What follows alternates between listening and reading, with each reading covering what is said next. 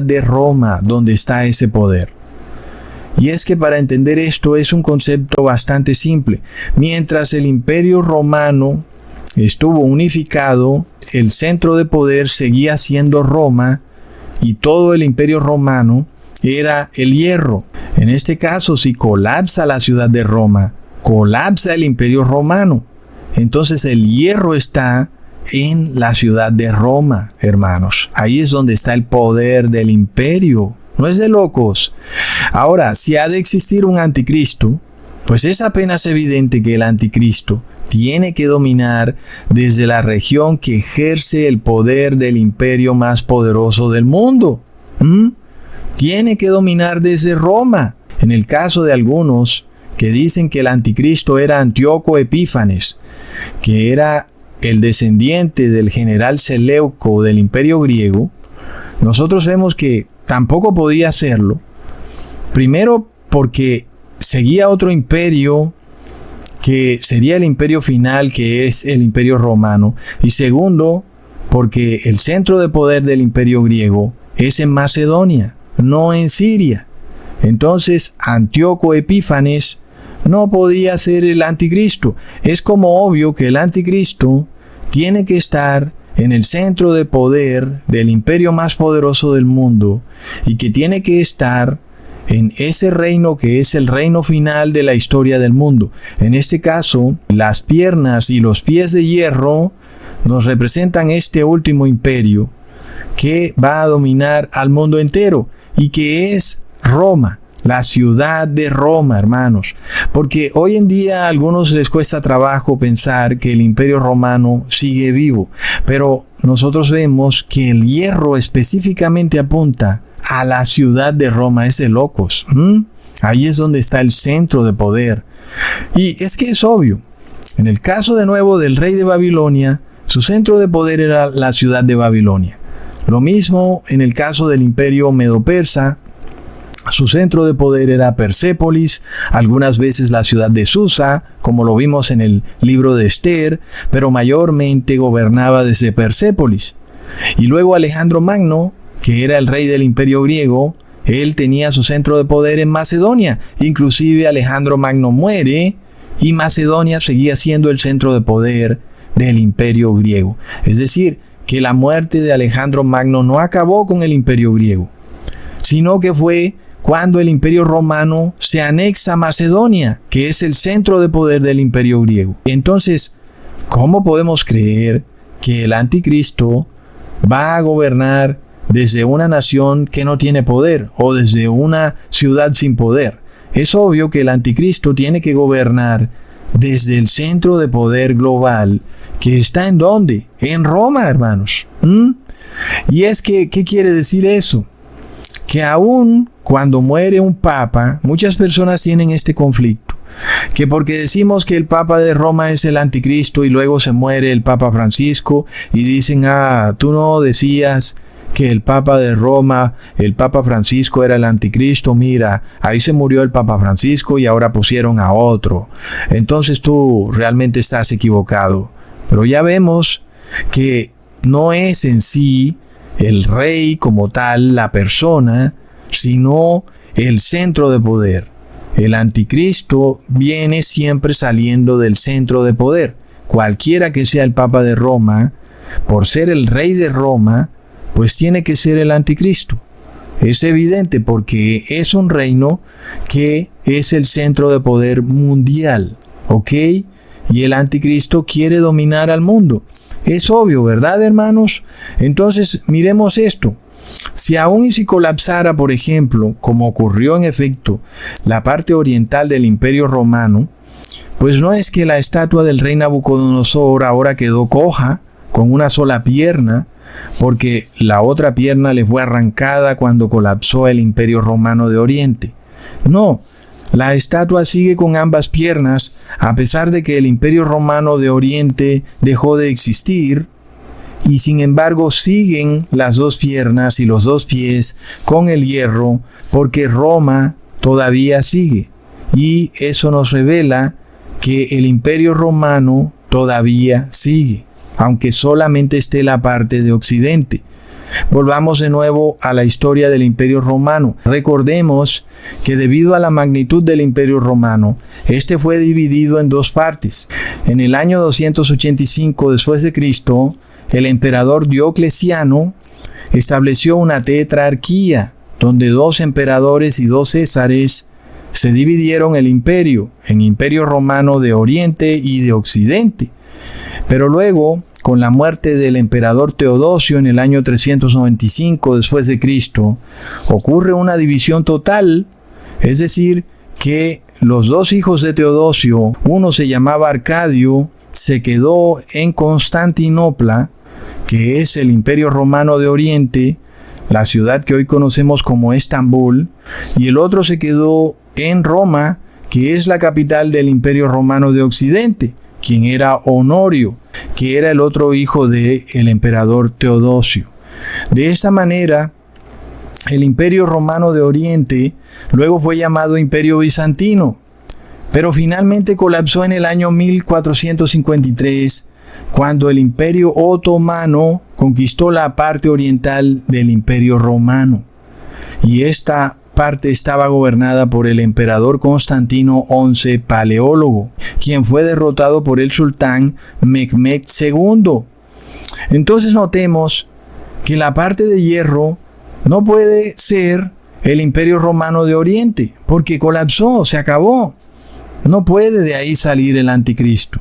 Como ya vimos, el anticristo tiene que estar en el centro de poder mundial. Y ese centro de poder mundial está en Roma. Así no te guste escucharlo, es la verdad. Es la ciudad de Roma el centro máximo de poder global. Ahora, antes de que colapsara el Imperio Romano de Oriente, colapsó el Imperio Romano de Occidente. Recordemos que ciertas tribus de Europa no profesaban el dogma trinitario y fueron y atacaron el centro de poder, que fue Roma, y estas 3 tribus lograron derrumbar al Imperio Romano de Occidente, que fueron los visigodos, los vándalos y los herulos. Derrocaron al emperador Rómulo Augustulo en el año 476 a.C. Y parecía que el Imperio Romano de Occidente había colapsado, pero lo que estaba ocurriendo era una transformación de Imperio Romano pagano a Imperio Romano cristiano. Sin embargo, el centro de poder, que era Roma, todavía estaba en pie y se estaba recuperando para establecer alianzas, una alianza que le diera el poder perpetuo. Y esta alianza nosotros la vimos con el rey Clovis y la Iglesia Católica. Y también eso fue un cumplimiento perfecto a lo dicho por el profeta Daniel en el capítulo 2, versículo 41 al 43. Y lo que viste de los pies y los dedos, en parte de barro cocido de alfarero y en parte de hierro, será un reino dividido, mas habrá en él algo de fuerza del hierro, así como viste hierro mezclado con barro cocido, y por ser los dedos de los pies en parte de hierro y en parte de barro cocido, el reino será en parte fuerte y en parte frágil. Así como viste el hierro mezclado con barro, se mezclarán por medio de alianzas humanas, pero no se unirán el uno con el otro, como el hierro no se mezcla con el barro. Plop. Nosotros vemos que los pies de la estatua, que son de hierro y barro cocido, en este caso el hierro corresponde al Imperio Romano de Occidente, que hace una alianza con el barro cocido que corresponde a la Iglesia Católica. Entonces, en este caso vemos 2 confirmaciones contundentes de lo que estamos explicando aquí. La primera, que los 10 dedos de los pies representan los mismos 10 cuernos o 10 reyes que por una hora le dan su gran poder y autoridad al anticristo, y que son innegablemente 10 reyes de Europa. No pueden ser 5 reyes de Europa y 5 reyes del Imperio Romano de Oriente, porque ese Imperio Romano dejó de existir.